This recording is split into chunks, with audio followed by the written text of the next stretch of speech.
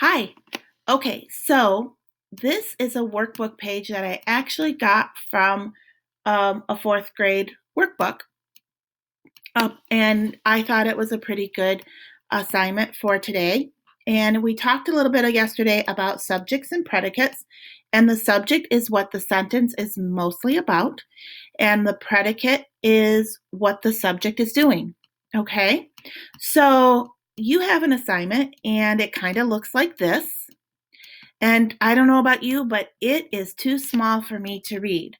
So I'm going to take my cursor and I'm going to move up to this little magnifying glass and I'm going to click the caret that's pointing down. Okay. And I'm going to increase it, for me, I'm going to increase it 100%.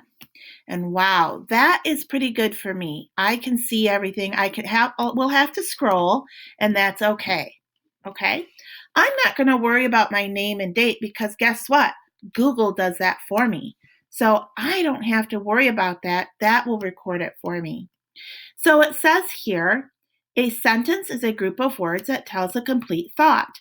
The subject tells whom or what the sentence is about. The predicate tells what the subject does or is. A simple subject is the main word that tells whom or what the sentence is about. A simple predicate is the verb that tells what the subject is or does. So here's my thinking question. What is the main word that tells whom or what the sentence is about?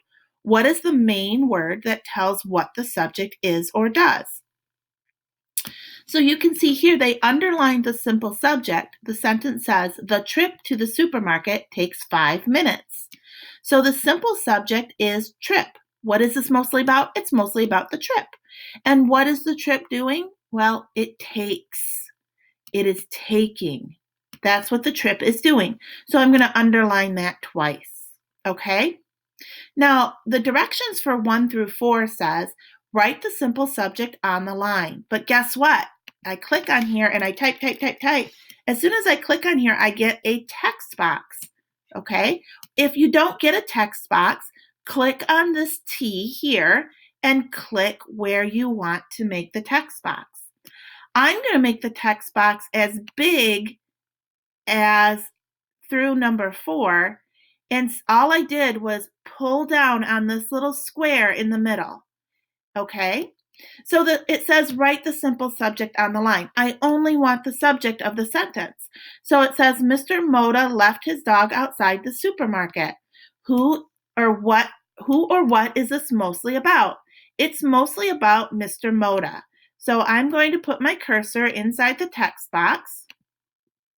I think. Might have to make it bigger to let it know that I want to put that in there. Oh, all I did was press my return button, and now I'm going to use my return button again, or my enter button, down until my cursor is kind of where I want it. Okay? It's okay if it's a little bit up, okay, or a little bit down. So it's mostly about Mr. Moda. Okay, it's not perfect, and that's okay. So now it says the glass doors opened. So what is this mostly about? This next sentence is mostly about, I'm not going to give you the answer. You thought I was, didn't you? And then I'm going to move my space bar over to the line and I'm going to type my answer. And then I'm going to hit return. I'm going to move my space bar over. If I hold it down, it goes faster. And then I'm going to go, Mr. Moda's list had many items on it. So now I have to think, what is this sentence mostly about? I'm not going to give you the answer. Okay, so the last one, I'm going to return a couple times, and I'm going to scoot over. And if writing in the middle of the line bothers you, just scoot to the end and write it there, okay? The dog outside the door watched Mr. Moda through the window. Who or what is this sentence mostly about? Okay, so when I'm all done, I'm going to click off anywhere outside of the text box. And look, it makes a new text box. I don't want that in there, so I'm going to delete it. Okay. Okay, it says underline the simple subject once and the simple predicate twice.